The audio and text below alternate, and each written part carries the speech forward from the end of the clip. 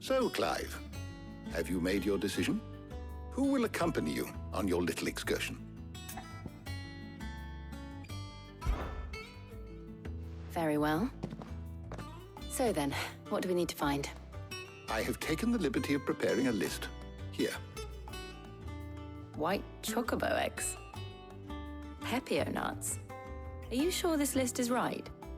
Everything on here seems very edible. I would have thought the ingredients would be a little more exotic. Though these items may seem mundane, they have potent effects that are rarely exploited, effects for which they were once highly prized. So much so, in fact, that they were harvested almost to extinction, hence moon dews having fallen from favor. Now, of course, they can be obtained with ease. You should be able to find everything you need at the market in Northreach. Is that so? I've been meaning to visit Northreach anyway. I'll set out now. Join me there when you're ready. I will. Until then. You two enjoy yourselves. You too, Talia.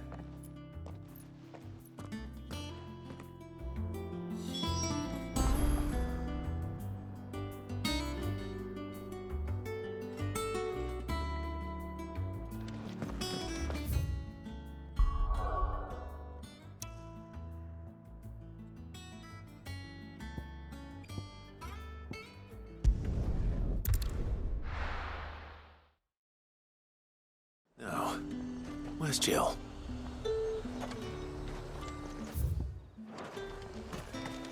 There's two. How the hell is anyone supposed to afford that price? All anyone ever wants anyone to order great. How supposed to make You'll not find Are those a Pepio nuts? in the bushel. How goes the hunt for ingredients? I've only just started. I'm sure everything we need is somewhere amongst all these stalls, though. Why don't we split up and see? We'll take a couple of ingredients each. All right. What am I looking for? How about you look for the Pepio nuts and some garlic? I'll find the other things we need. We can meet by the gate when we're finished.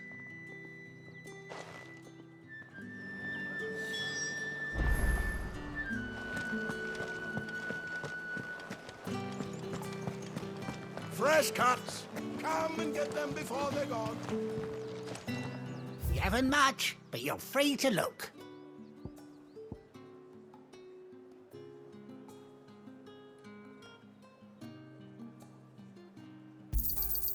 I trust it's all here. Good day.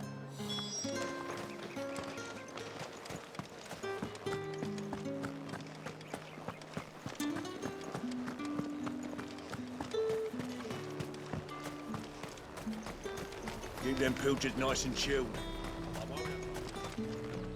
Buy, sell, or be gone. And good riddance. That's everything.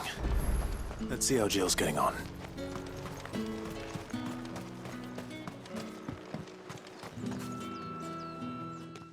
Did you find everything? I did. Here.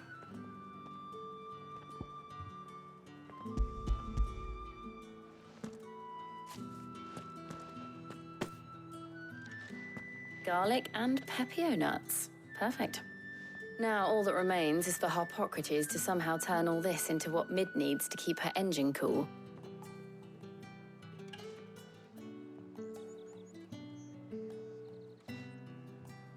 But before we head back, would you walk with me a while?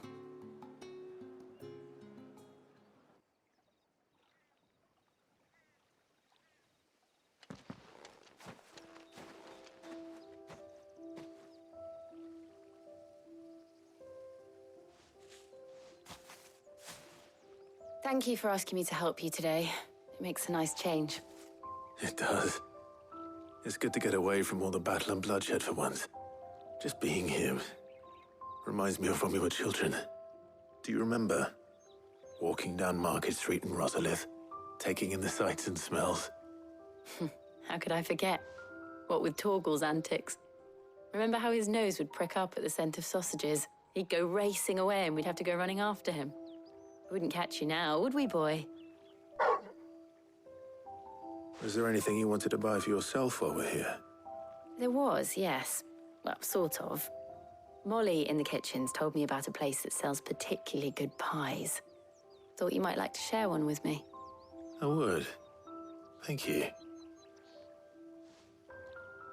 And I saw some bread.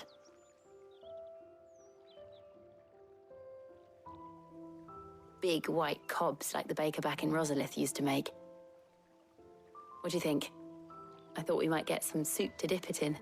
But then I tried a slice of the butcher's dry-cured ham and it was just... oh. You all right? Sorry. It's just... you're right. I really do feel like a child again being here with you.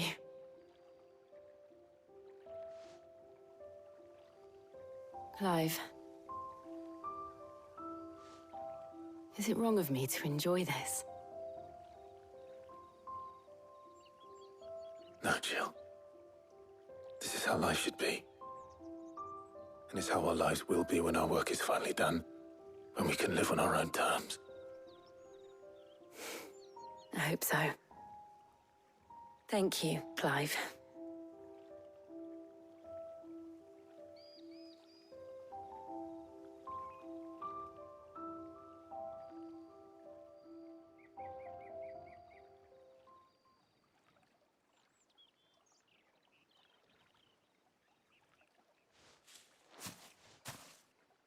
Well, I suppose we better be getting back. I need to give these ingredients to Harpocrates and Talia. I'll see you at the hideaway. Take care. I will. You too.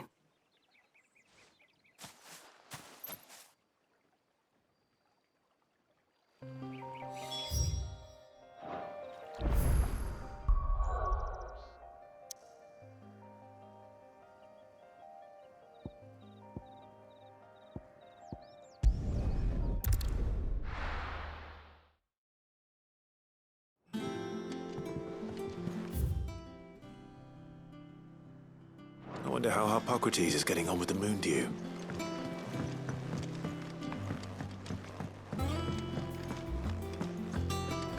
Ugh, I'm never drinking it.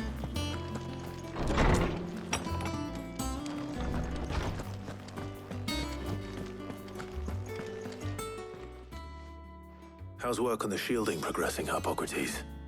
Well, very well indeed. And thanks in no small part to your kind assistance. I was just explaining to Talia how we might best go about preparing the moon dew. And now that we have all the ingredients, we may begin. You can count on me. I've mixed more than a few mysterious concoctions in my time. I'm sure you have. What about the shielding itself? Work is underway, under the watchful eyes of Bardolph and Obolus. Apparently, it'll be ready soon. Thank you. All of you. Right then. Jill, would you join me in the infirmary? Many hands make light work and all that. Of course.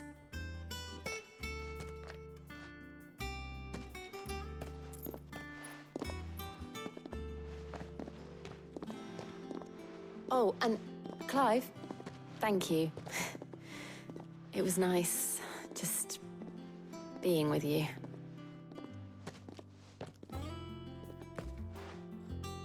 It appears our work here is almost at an end.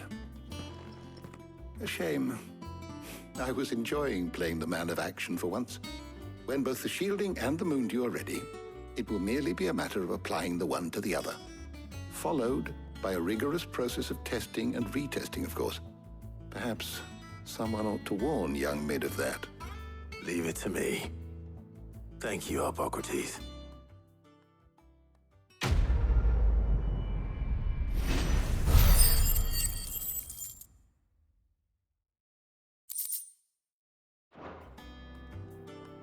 Well, I'd better go and give Mid the good news then.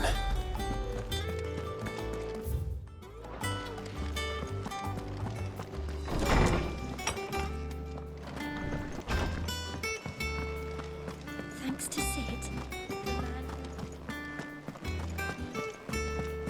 He cracked the...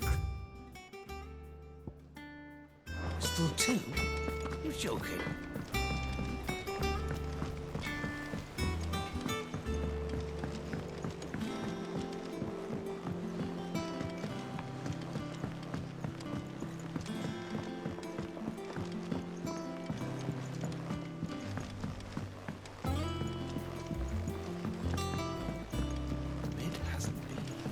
daughter's started reading books that don't have any pictures in.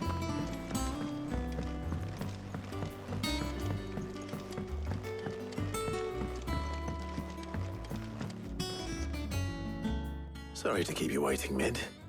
But you'll be pleased to know that work on the shielding is underway. You found something for it? In a manner of speaking, Hippocrates knew of a substance that's highly resistant to heat, a coating that should provide the protection you need. He's supervising the construction and testing of the shielding as we speak. Brilliant! I knew you wouldn't let me down. Don't thank me. I'm just the errand boy. Right then, better start working out how to bolt all these bits together. To the Black Hammer!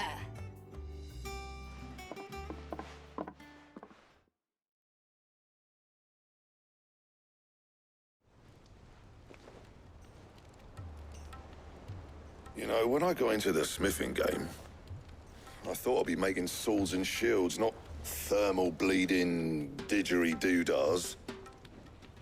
Displacement stacks. Same difference.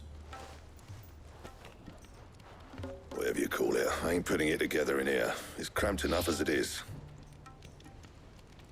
Let's take this outside. Mid, you get all the parts lined up on the deck. I'll take care of the rest. On my way! Oh, and bring me the biggest hammer you can find. This is gonna require some precision walloping.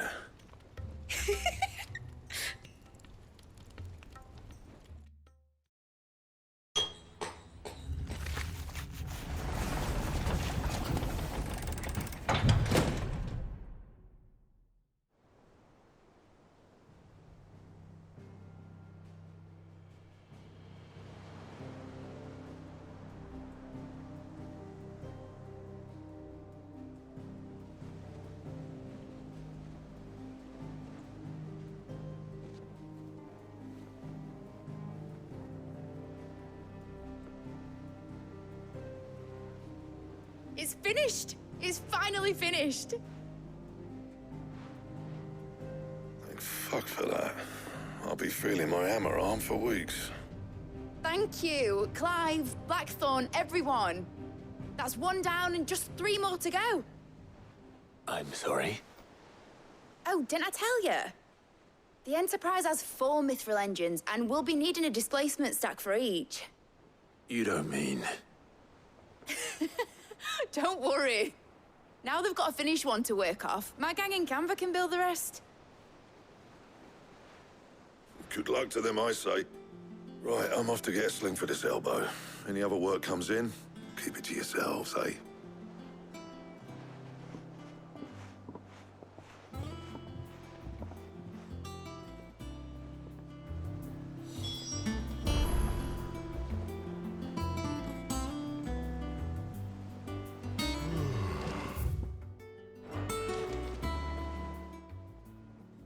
What's the matter?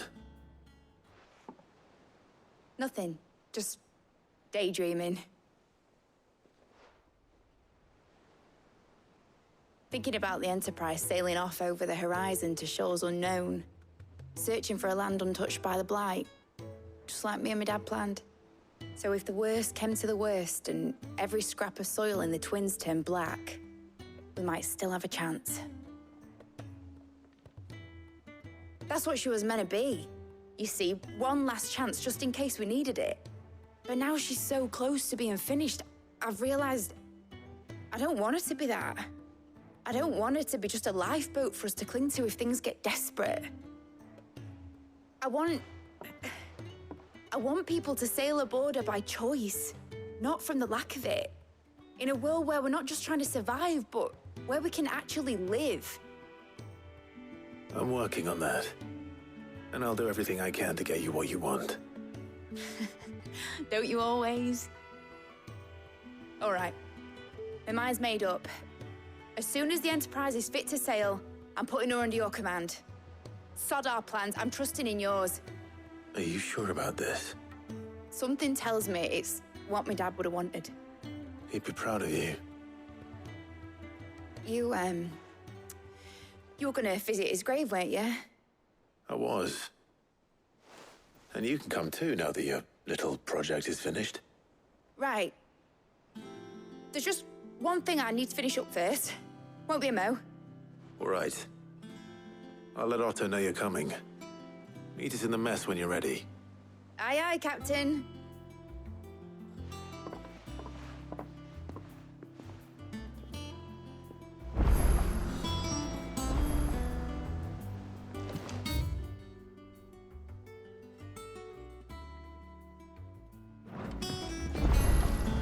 Is that the thing? Who's helped to build?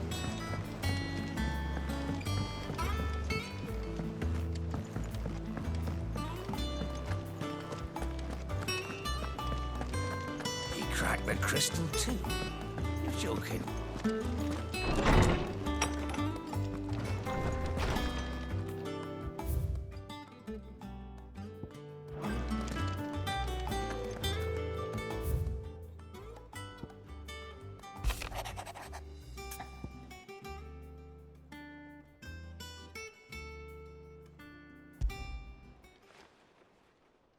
Hopefully it's nothing. But I should speak to Blackthorn just in case.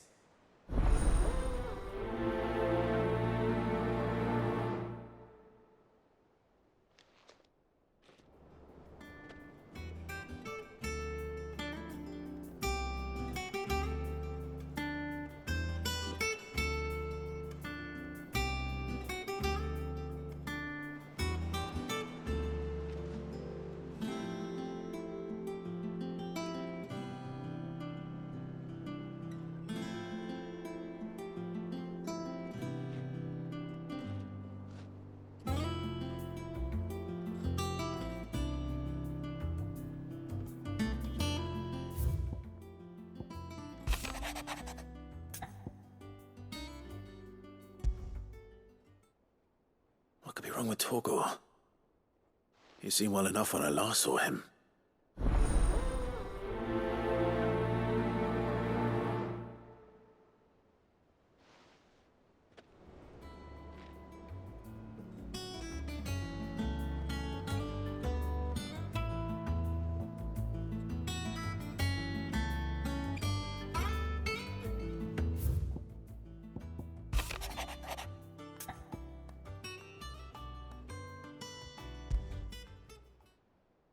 Trouble with the ledgers. Shouldn't he be asking Otto for help?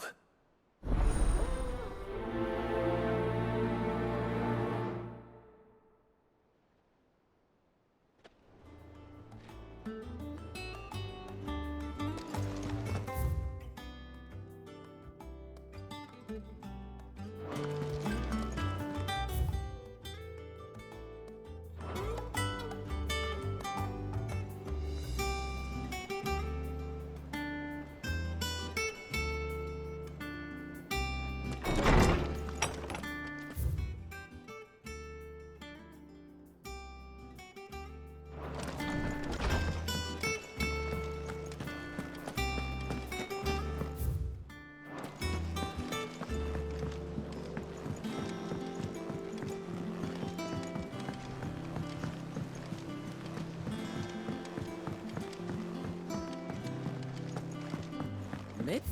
Told me she was building a ship.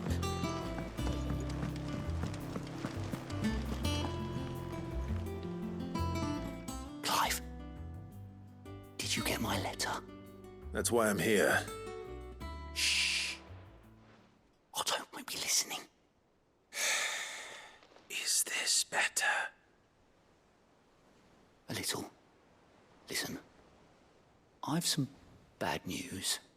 It turns out the hideaway may be slightly behind in its payment to certain lenders, and it may be my fault. But I swear to the goddess, I thought I had the numbers square. Sadly, that square turned out to be more of a circle. Zero, you might say. I can straighten it out, I swear, but it's gonna take some time, and I'm gonna need help keeping it from Otto. Be late for that, I'd say. There you are! What a surprise! So let me get this straight. You forget to pay our lenders what they're due, and instead of coming straight to me, You get Clive to come to you. In the hope he'll dig you out of the hole you've dug for yourself. Clive, the man in charge of the place you've been cheerfully trying to bankrupt. And you thought this was a cunning plan. Why? Well, who needs paying? Oh, just Martha. And the dame. And, well, Lady Karen. But only 500 talents. We owe 3 of our most trusted friends 5 million gil. Each. 5 million each. They lent us the bulk of the money we used to rebuild the hideaway, you see, and, well, I must have made some sort of oversight. Those ledgers were my responsibility, and it was my decision to entrust them to you. This is my fault. Do we have that much to hand? I can always ask my uncle. No, we don't. And no, you won't. We've lightened Lord Rosfield's purse enough. After the king's ransom we had off him, he deserves better than to see our begging bowl.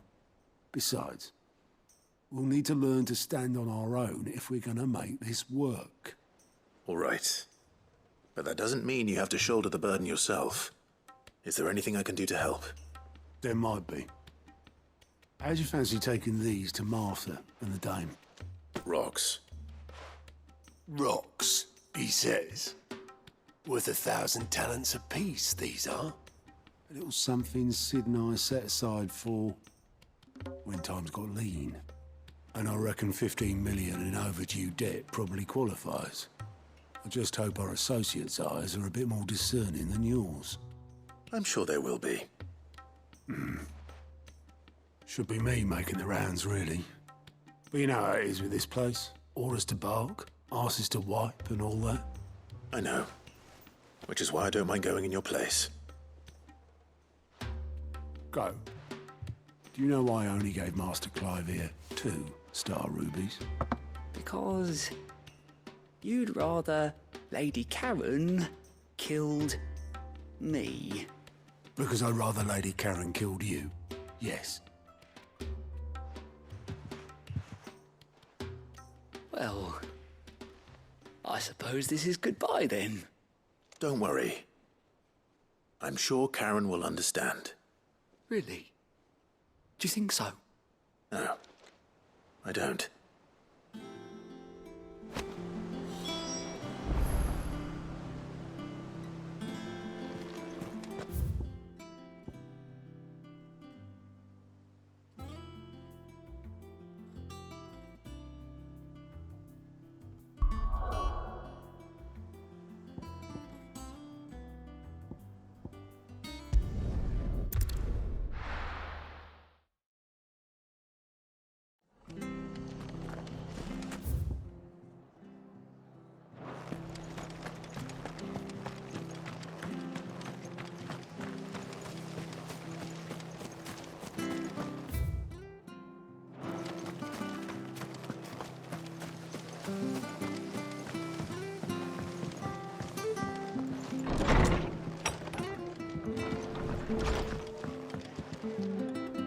Clive, we weren't expecting you. I wasn't expecting to be here, but it seems we still owe you a considerable amount of coin for your help with our rebuilding efforts. And though I doubt it's what you were expecting, we were hoping you'd take this as payment.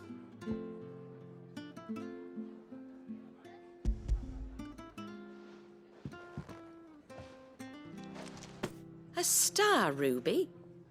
I can't accept this. It's worth at least twice what you owe me. More if you can find yourself the right buyer. Think of the difference as interest. Interest? If word got out I charged that much, no one would ever borrow from me again. Anyway, why are you the one here asking me about this? I'd have expected Otto. Bit much sending the Lord Marquis out to settle your debts, isn't it? The old goat working himself to death again. Something like that. Most days I think he's the only reason the hideaway's still standing. Same as always, eh? Back when the place was nothing but a twinkle in the eye of a recently retired Lord Commander, Word is, he was the first one Sid reached out to. Probably knew that without his strong arm and level head, the idea would never get off the ground. Sid may have been the face of the hideaway, but Otto's always been the backbone. And when Sid passed away, we were all worried that would be the end of it. That Otto would just give up. His death was hard on everyone. But it must have hit Otto hardest of all. But he didn't give up, did he? Quite the opposite, in fact.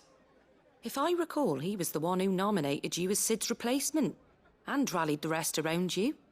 I reckon what he saw in Sid, he saw in you too. And don't we all? Doesn't hurt that you're half as stubborn and twice as handsome, neither. That, and you keep good company. I suppose I do.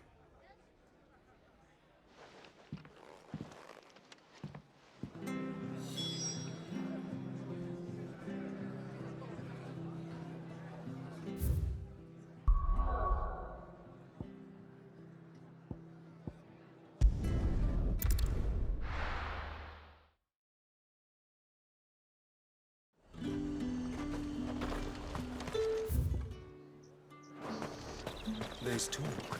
How the hell is anyone supposed to afford that?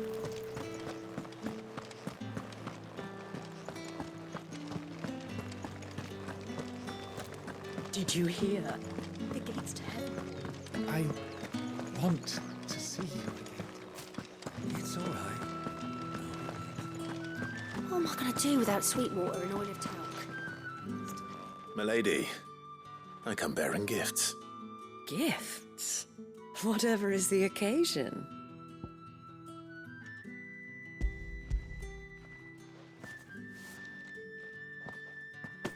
Oh my. Clive, you really have outdone yourself. Otto asked me to give it to you. To settle the Hideaway's debt with the Veil. And to compensate you for the time it took us to do so. You disappoint me, Clive. I thought you might finally be warming to me. Tell Otto he can keep his baubles. I tried to tell him as much the first time around. The man owes me nothing, nor does the Hideaway. My contribution to the restoration effort was made freely and willingly. It was the least I could do. You once told me Sid did you a kindness. I'd like to do the same. Please, accept it. For my sake. And for Otto's. For all of us. For all you've done. It is rather fetching, isn't it? Very well. Otto is lucky to have you, Clive. I doubt anything could ever replace his son. But you and the others at the Hideaway are the closest thing he has to family. Otto had a son. Long ago, yes. Sid told me Otto lost him when he was just a boy, and blamed himself for not being able to stop it. I don't know how it happened, whether there was anything he could have done, but it was clear that it weighed heavily on him. I didn't know. How could you have? I doubt anyone did. Besides Sid, I've never met a man more keen to bear his sorrows in stoic silence. An ill habit, given that both have always been surrounded by friends desperate to help them. I'm beginning to see that.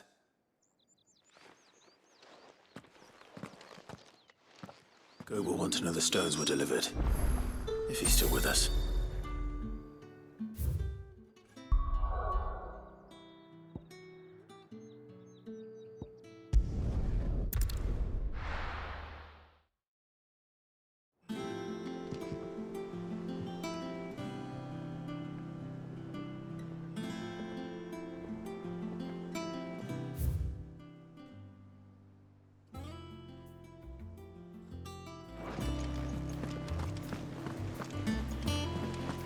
Is that the thing Tomes helped with? Mid told me she was building a ship.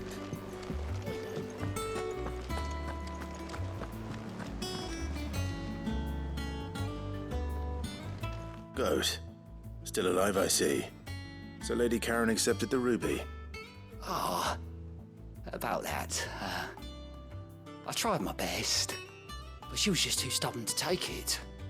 She threw it right back in my face, in fact, and told me I could stick my stupid stone where the sun don't shine. Karen refused payment. I hope it wasn't something I said. I'm sure you were as tactful as ever. Let me see what I can do. Oh, wonderful. I hope you have better luck than I did.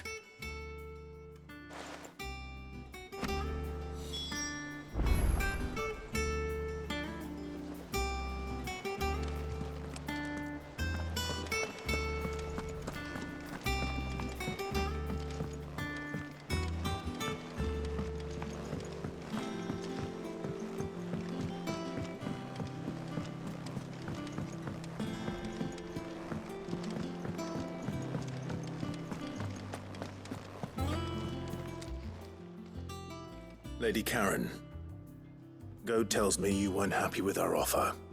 Would you prefer the debt was repaid in coin? What debt? I don't recall lending any of you lot me hard-earned gil. I may have tossed a talent or two in the Hideaway's coffers, but those were donations, and you can hardly call it charity if you go asking for it back. Of course not. But one good turn deserves another. And our circumstances have changed. Surely you wouldn't shun the gratitude of a pauper who happened to have become a prince. Oh, so you're a prince now, are you? Fine. But I'm selling it and taking what I'm owed, then you're getting the rest whether you like it or not.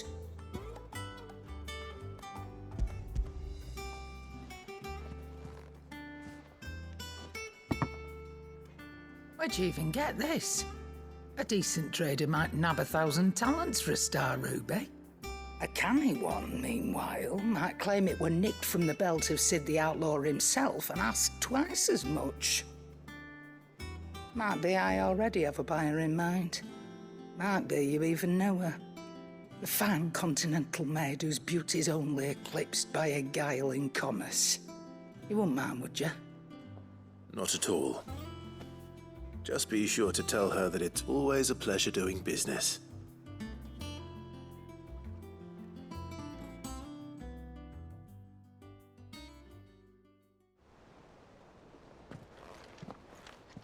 I hear you ended up delivering all 3 stones.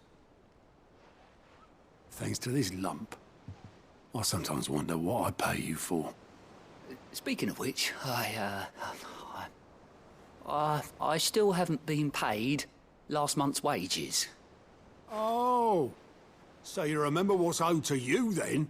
Get your ass behind that disc of yours and don't get up before those ledgers are square. Right away.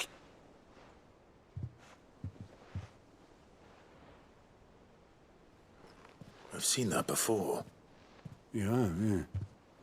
Plenty of times. It was the only goblet Sid ever used. Either out of habit, or because the filthy sod couldn't be bothered to find a clean one. I knew so little about him. Like most people. Martha and the Dame both seem to have fond memories of him. Huh. I bet they do. How long did you know Sid before he... Before he died.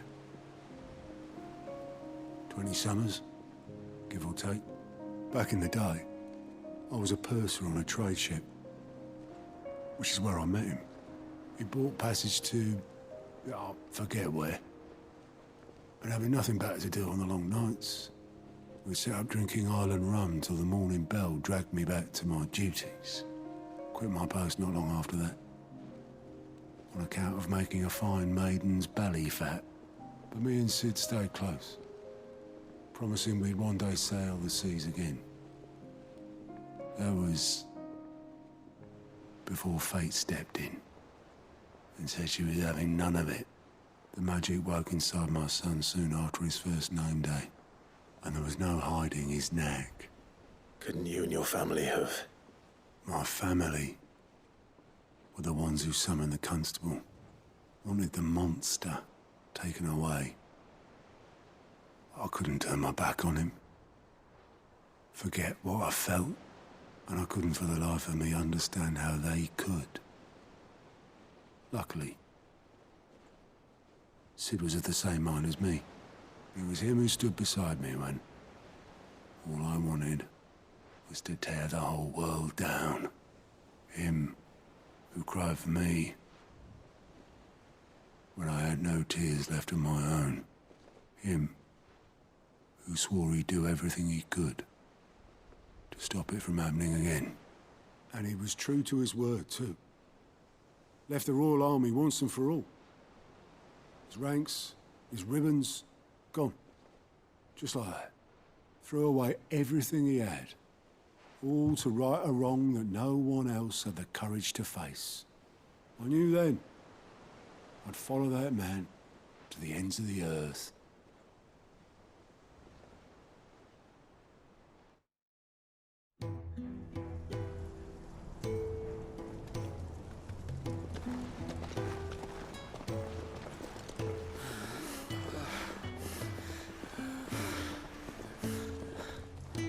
He was always too clever for his own good, was Sid. Saw the world for what it really was, while the rest of us were content to go along with the lie we were shown.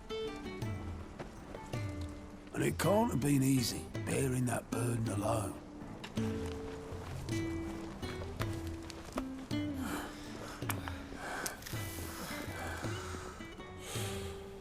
But he didn't let it stop him. He never lost faith in what he believed was right. And that gave us faith in him. Faith he'd steer us true. So I swore to myself that I'd always be right behind him, ready to catch the stubborn sod, if ever he should fall.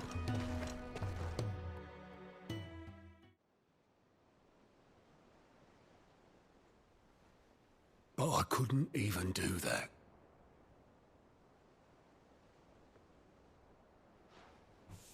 Ignore me. Just the ramblings of a tired old man. Leave that lot. I'll tidy it up in a bit.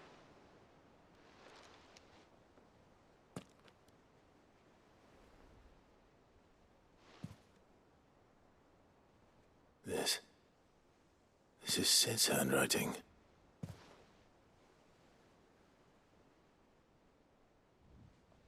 Dear Otto.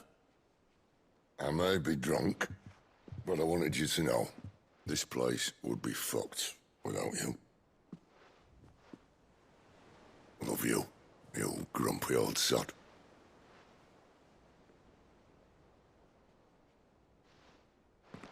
This note. Hmm? What about it? Sid was right. Without you, we'd all be lost.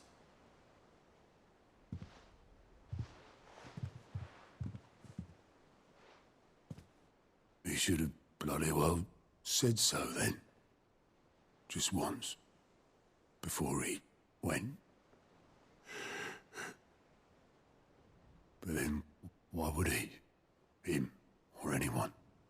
I'd only have told him to piss off.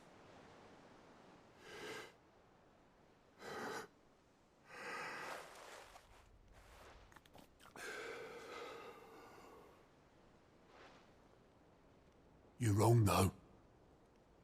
Both of you. It was never just me keeping the hideaway afloat. It was all of us.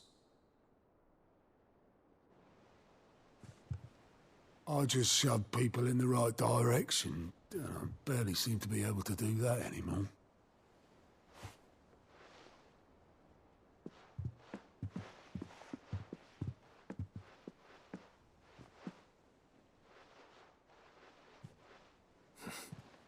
Would you rather go at the helm?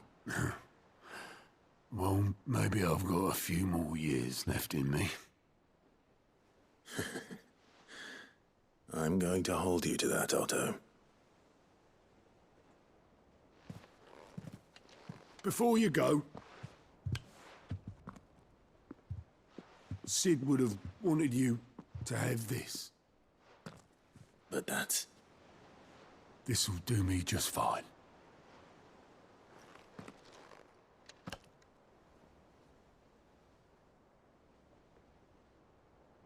Thanks for the ray of sunshine. I'll see if I can't pay you back. Already have.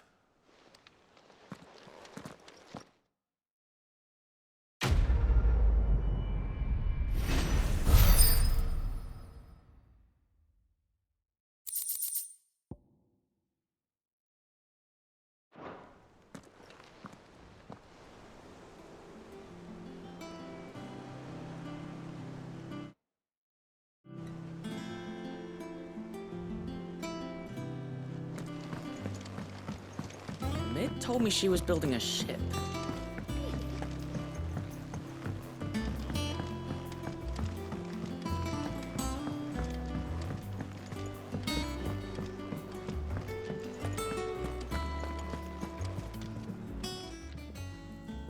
I got your note.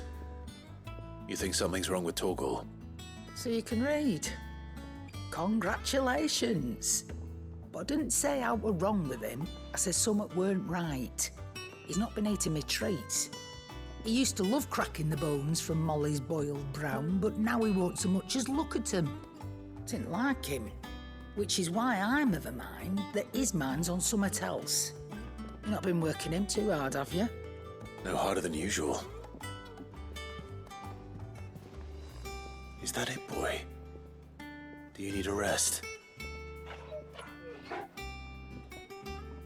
What was it you said he was? A frost wolf? That's what the lawsman seems to think. Then maybe this all has something to do with whatever it is that's woken inside him. I suppose things have been different since Rosalith. Perhaps Hippocrates knows something. Instead of everything, you mean? Perhaps.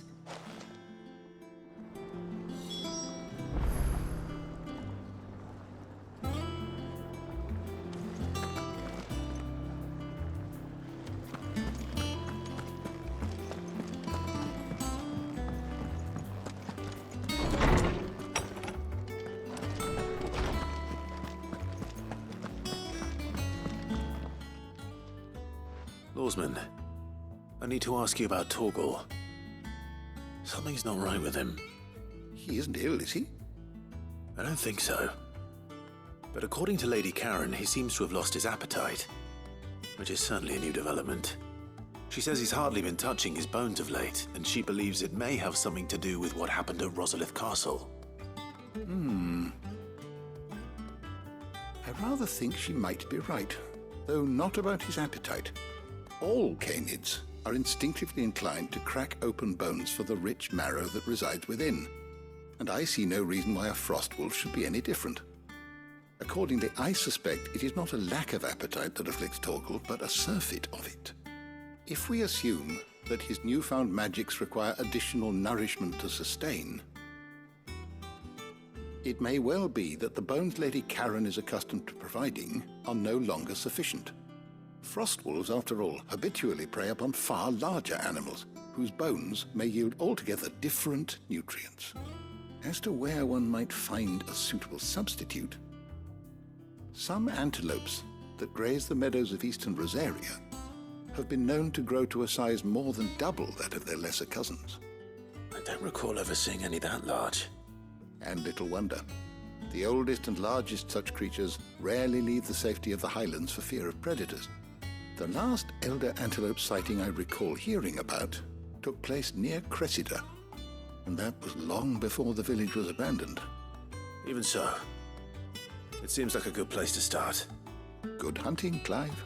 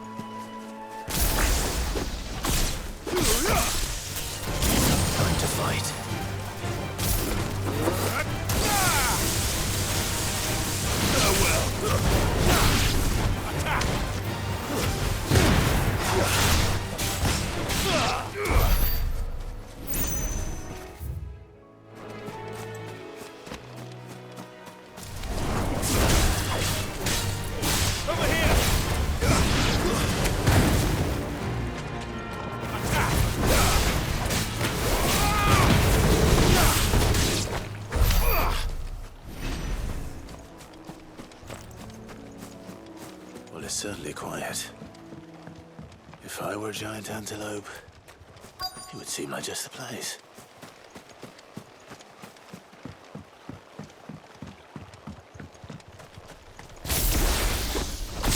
I doubt we'll find one bigger than that.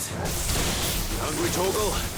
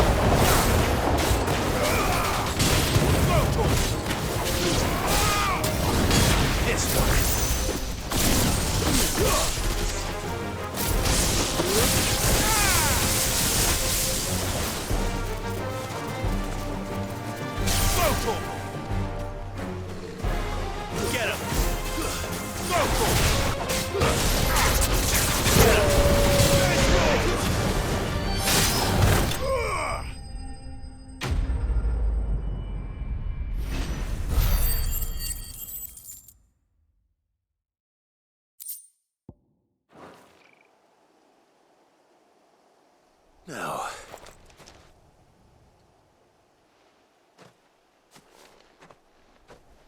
will it be enough, I wonder?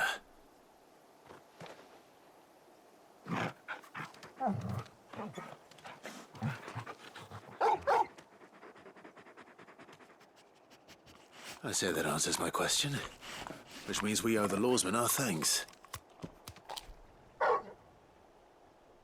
You're just a big puppy, aren't you? A very big puppy.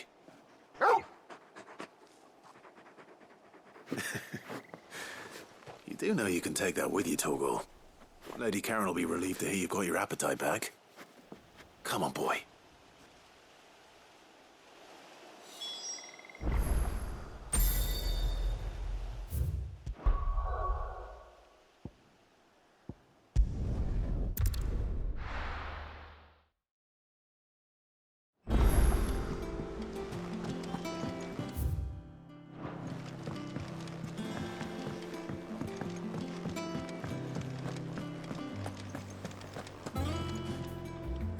I noticed you and Torgal had gone off somewhere.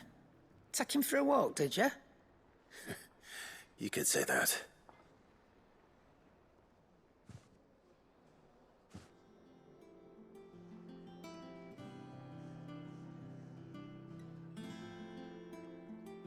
So, Molly's leftovers weren't good enough, eh? That'll teach me for treating you like you're still a pup.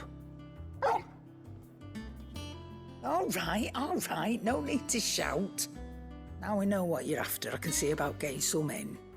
Speaking of which, I brought one for later. Can I leave it with you?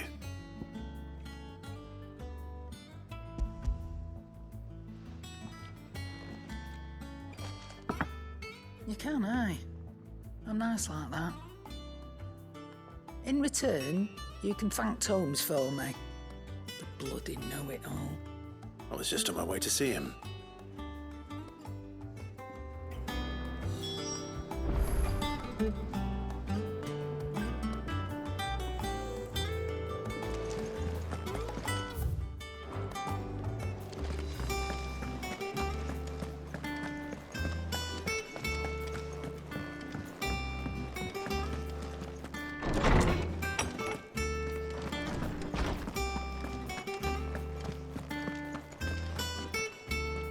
Ah, Clive. Were you able to locate your quarry? We were indeed, lawsman. You pointed us in exactly the right direction. And Torgal's been a very happy hound ever since. Very good, very good. Lady Karen sends her thanks, by the way, for your part in solving the mystery. Ah. But that reminds me. After your last visit, I found myself pondering Torgal's talents. Do you recall our conversation concerning Lady Jill's role in Torgal's transformation? About how she somehow woke the power within him. Precisely that. A reasonable conclusion, I thought. But one which raised certain questions in my mind. You see, the Fenrir of legend served Shiva and Shiva alone. And while the powers attributed to him are certainly impressive, the records imply they are somewhat different in nature to those you described Torgal as having used. What are you suggesting? That Torgal may be the beneficiary of more than one Icon's power. Consider that in addition to Lady Jill, he has served as a loyal companion to you, your brother, and even the late Cid. In short, the Icons hitherto near at hand, or should I say at paw, have been diverse and plenty, and that number has only grown as the realm's dominance have fallen to your sword. One can but speculate as to how all of this has affected Torgal. He has seemed more fierce of late. And if I am not mistaken, he will grow fiercer still. We are fortunate indeed to be able to count him amongst our allies and not our adversaries. Oh, he's more than an ally. He's a friend.